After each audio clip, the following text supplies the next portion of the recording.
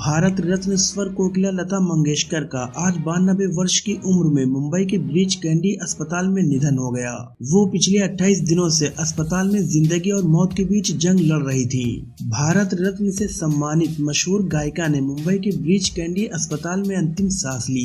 भारत की स्वर कोकिला के नाम से दुनिया भर में मशहूर लता मंगेशकर ने करीब 5 दशक तक हिंदी सिनेमा में फीमेल प्लेबैक सिंगिंग में एक छत्र राज किया। स्वर कोकिला लता के निधन पर भारत समेत दुनिया भर की दिग्गज हस्तियों ने शोक जताया है। सोशल मीडिया पर लता मंगेशकर के निधन की खबर सुनकर फैंस और सेलिब्रिटीज सभी शॉक्ड हैं। सभी सिंगर की आत्मा को शांति मिलने की दुआ कर रहे हैं। आइए जानते हैं कि देश की दिग्गज हस्तियों ने लता जी के निधन पर क्या कहा। लता जी के निधन पर पीएम मोदी ने लिखा, मैं शब्दों से परे पीड़ा में हूँ।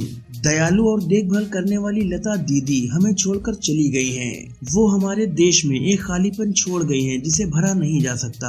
आने वाली पीढ़ियां उन्हें भारतीय संस्कृति के एक दिग्गज के रूप में याद रखेंगी। राहुल गांधी ने ट्वीट करते हुए लिखा, लता मंगेशकर जी के निधन का दुखद समाचार प्राप्त किया।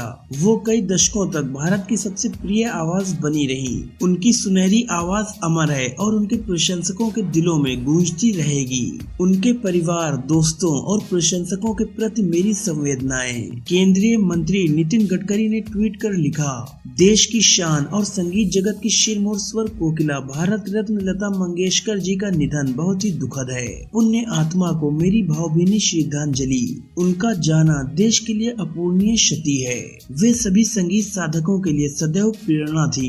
शिवसेना के प्रवक्ता एवं राज्यसभा सांसद संजय राउत ने लिखा, तेरे बिना भी क्या जीना।